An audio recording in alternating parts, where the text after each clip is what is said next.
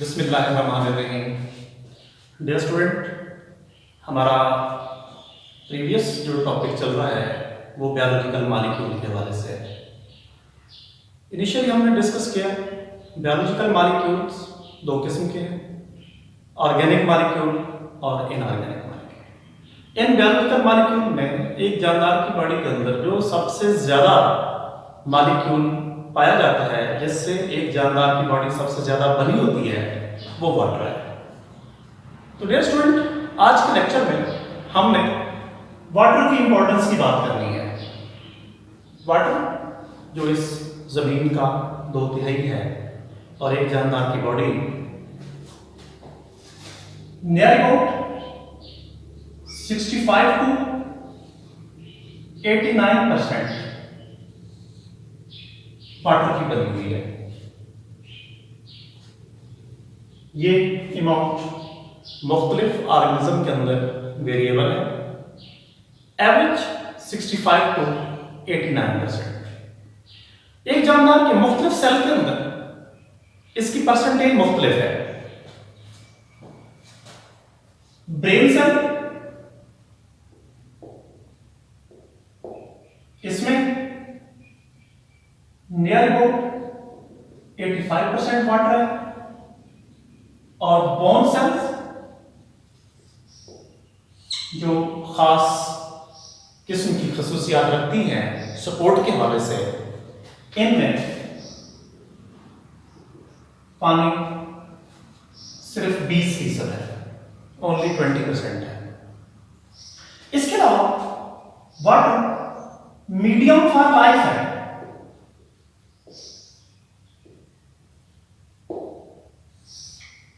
जिंदगी पानी के बगैर मुमकिन नहीं थी। जिंदगी के लिए पानी एक मीडियम का किरदार अदा करता है। बॉडी के अंदर होने वाले बहुत से बायोकेमिकल रिएक्शंस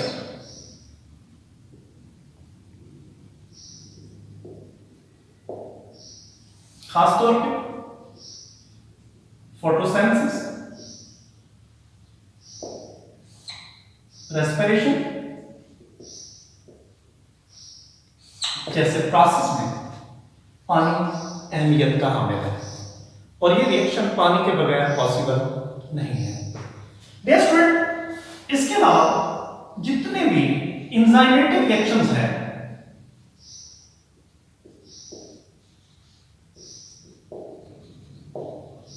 वो भी तमाम के तमाम एक्वस मीडियम में होते हैं। एक्वस मीडियम से मुराद पानी के बगैर ये रिएक्शन भी मुमकिन नहीं है, यानी तमाम के तमाम एंजाइम पानी की मौजूदगी में काम करते हैं।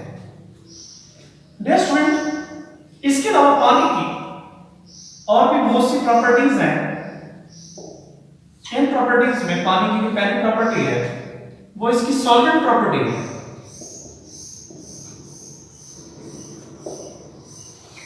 सॉल्वेंट प्रॉपर्टी से मुराद पानी का चीजों को अपने अंदर हल कर लेने की सलाहियत।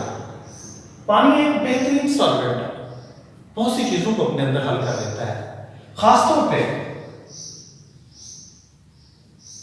जो पोलर सब्सटेंसेस हैं, these are soluble in water। ये पानी के अंदर हल होती है और पानी के अंदर हल होकर बहुत से बायोकेमिकल रिएक्शन में हिस्सा लेती है। इसके अलावा इन पोलर सब्सटेंसेस में दो किस्म की है, एक है आयनिक और एक है नॉन आयनिक। अब जो आयनिक सब्सटेंसेस हैं वो अपने अपने आयंस के हवाले से टोटली डिसॉल्व इन वाटर। जैसा कि हम सोडियम क्लोराइड की बात करते हैं, नमक की बात करते हैं, जब हम इसको पानी में हल करते हैं तो ये अपने अपने आयन की वजह से सोडियम आयन और क्लोराइड आयन की सूरत में पानी के अंदर ये टोटली डिसॉल्व हो जाता है। डियर स्टूडेंट, जो नॉन आयनिक सब्सटेंसेस हैं, जैसा कि शुगर है, इनके मॉलिक्यूल पानी में हल तो हो जाते हैं, but these molecules dispersed in water, dispersed होते हैं। इसके अलावा डियर स्टूडेंट, जो नॉन पोलर सब्सटेंसेस हैं,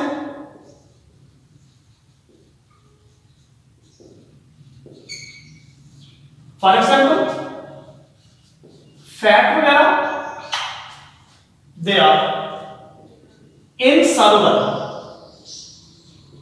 in water, ये पानी में हल नहीं होते, और पानी में हल ना होकर they actually involve to stabilise membrane in the cell. तो इसकी ये सलाहियत भी इंपॉर्टेंट है कि ये चीज़ें पानी में ना हल होकर सेल के लिए बहुत से स्ट्रक्चरल कंपोनेंट का बेस बनती है। इसके अलावा डियर स्टूडेंट, पानी की दूसरी प्रॉपर्टी उसकी हीट कैपेसिटी की है। What is heat capacity? Heat capacity mean amount of heat required to raise the temperature of 1 gram of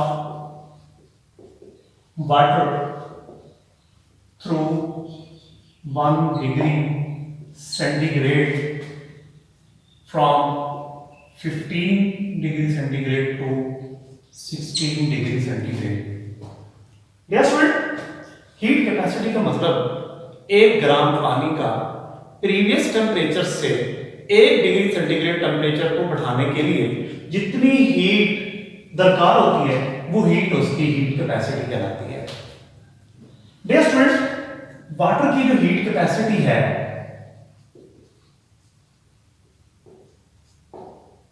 वो ज्यादा है, हाई है। अब इस हाई हीट कैपेसिटी की वजह से पानी ज्यादा से ज्यादा हीट को एब्जॉर्ब करता है और टेम्परेचर कम से कम फ्लक्चुएट होता है। इसी हाई हीट कैपेसिटी की वजह से वाटर प्रोटेक्ट करता है बॉडी को, protect the body from sudden thermal change. अगर उनमें अचानक टेम्परेचर तब्दील हो जाए, टेम्परेचर राइज कर जाए, तो पानी की ये सलाहियत, हाई हीट कैपेसिटी, बॉडी को उस इंक्रीजिंग टेम्परेचर से, अचानक इंक्रीजिंग टेम्परेचर से प्रोटेक्ट करती है। इसके अलावा पानी की जो तीसरी प्रॉपर्टी है वो है इसकी heat of vaporisation. What is heat of vaporisation? Heat of vaporisation mean amount of heat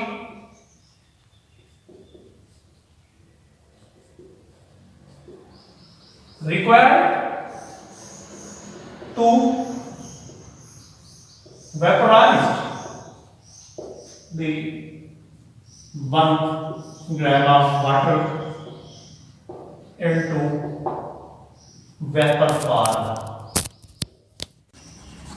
dear student, 1 gram पानी को बुखारात में तब्दील करने के लिए, वेपर्स में कन्वर्ट करने के लिए जो हीट दरकार होती है वो उसकी हीट ऑफ वेपोराइजेशन कहलाती है। Water has high heat of vaporisation, water की ये हीट ऑफ वेपोराइजेशन भी ज़्यादा है।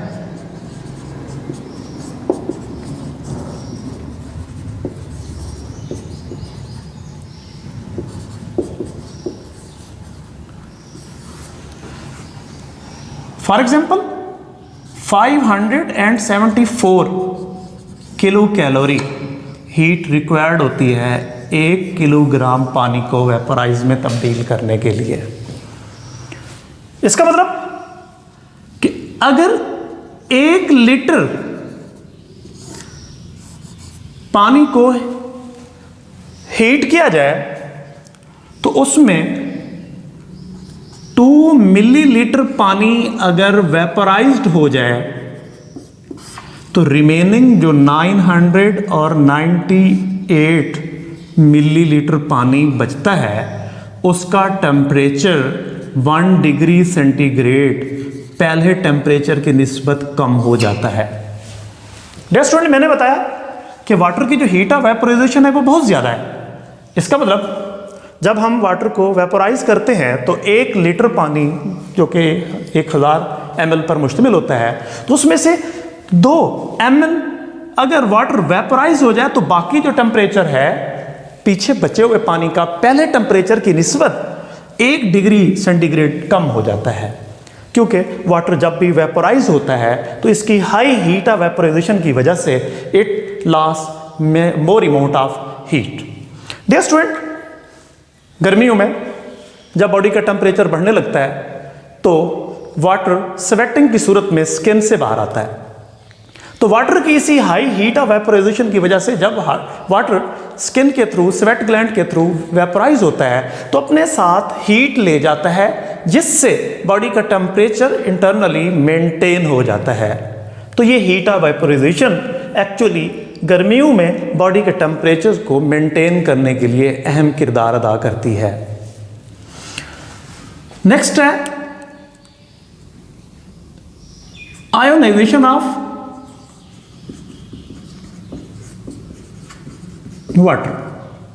डियर स्टूडेंट, नेक्स्ट जो पानी की प्रॉपर्टी है वो है ionisation of water. Ionisation mean water का अपने अपने आयन में डिजॉल्व हो जाना, तहलील हो जाना। For example, water ionise into hydrogen ion and hydroxyl ions. To dissolve water into hydrogen ion and hydroxyl ion is called ionisation of water. Dear student, ये प्रोसेस रिवर्सिबल है। ये हाइड्रोजन और हाइड्रोक्सिल आयन दोबारा combine होकर वापस H2O भी बनाते हैं। ये आयोनाइजेशन एक्चुअली एसेंशियल है for many biochemical reactions take place in the body of organisms. Dear student, water अमूमन स्टेबल होता है और लो टेम्परेचर पे इसकी आयोनाइजेशन बहुत ही कम है। नियर अबाउट डिग्री सेंटीग्रेड पे इसकी आयोनाइजेशन है 10⁻⁻7 मोल पर लीटर। टेम्परेचर के बढ़ने से वाटर की आयोनाइजेशन एक्चुअली इंक्रीज होती है। मैंने बताया डियर स्टूडेंट कि आयोनाइजेशन बॉडी के अंदर आयनिक फॉर्म में होने वाले बहुत से केमिकल रिएक्शंस को सपोर्ट करती है और बहुत से केमिकल रिएक्शंस बॉडी के अंदर ऐसे हैं जो इस आयोनाइज हुए बगैर पानी के हवाले से पॉसिबल नहीं होते। लास्ट वन पे हम बात करते हैं water as a protective material, पानी का प्रोटेक्शन के हवाले से रोल। डियर स्टूडेंट, ये वाटर बॉडी को प्रोटेक्ट भी करता है। Actually it reduce the friction, ये फ्रिक्शन को कम करता है। खासतौर पे पानी आइस के अंदर मौजूद होता है और जब हम आइस को रब करते हैं तो ये फ्रिक्शन को कम करके आई को डैमेज होने से बचाता है। डियर स्टूडेंट, आइस के अंदर ये वाटर ड्यूरिंग रबिंग टेयर्स की सूरत में रिलीज होता है और फ्रिक्शन को रबिंग के दौरान रिड्यूस करता है और आंख को डैमेज होने से बचाता है। इसके अलावा ये जानदारों की बॉडी के अंदर जितने भी जॉइंट्स हैं, जोड़ हैं, उनमें भी मौजूद होता है और उन बोन्स की फ्रिक्शन को रिड्यूस करके बोन्स के जो एंड हैं उनको डैमेज होने से बचाता है। इसके अलावा ये पानी बॉडी के जितने भी विसरल ऑर्गन्स हैं, इन विसरल ऑर्गन्स में ख़ास तौर पे लिवर है, हार्ट है, बॉडी के अंदर मौजूद लंग्स हैं, इन तमाम के इर्द गिर्द भी पानी की एक लेयर मौजूद होती है जो जर्किंग के दौरान, गिरने के दौरान ये पानी की लेयर इन विसल आर्गन को डैमेज होने से बचाती है। तो डियर स्टूडेंट, इस टॉपिक में हमने वाटर के हवाले से इंपॉर्टेंट बातें ये की हैं। एक तो एक जानदार की बॉडी में एवरेज वाटर की कंसंट्रेशन कितनी होती है, नियर अबाउट वो है 65 to 89%, और ब्रेन सेल के अंदर वाटर की परसेंटेज कितनी होती है, नियर अबाउट 85%, और बोन सेल के अंदर वाटर की परसेंटेज कितनी होती है, वो है 20%। और इनमें वाटर एक तो मीडियम फॉर लाइफ है और बहुत से बायोकेमिकल रिएक्शंस खासतौर पे फोटोसिंथेसिस और रेस्पिरेशन के लिए इंपॉर्टेंट है, और एंजाइमेटिक रिएक्शन जितने भी हैं तमाम के तमाम पानी के मौजूदगी में होते हैं, पानी के बगैर ये पॉसिबल नहीं होते। और पानी की सॉल्वेंट प्रॉपर्टी, पानी बहुत सी चीज़ों को अपने अंदर हल करता है, ख़ास तौर पे उनमें जो पोलर सब्सटेंसेस हैं पानी में हल होती हैं, जो नॉन पोलर हैं पानी में हल ना होकर प्लाज्मा मेम्ब्रेन स्टेबलाइज करती हैं, और वाटर की हीट कैपेसिटी एक्चुअली बॉडी को अचानक टेम्परेचर में आने वाली तब्दीली से बचाती है, और हीट ऑफ वेपोराइजेशन भी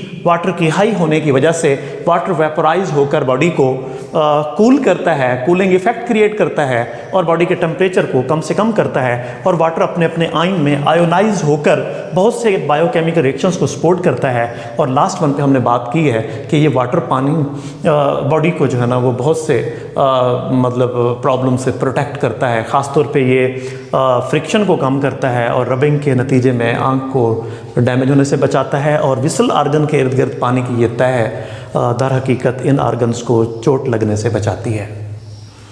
थैंक यू वेरी मच।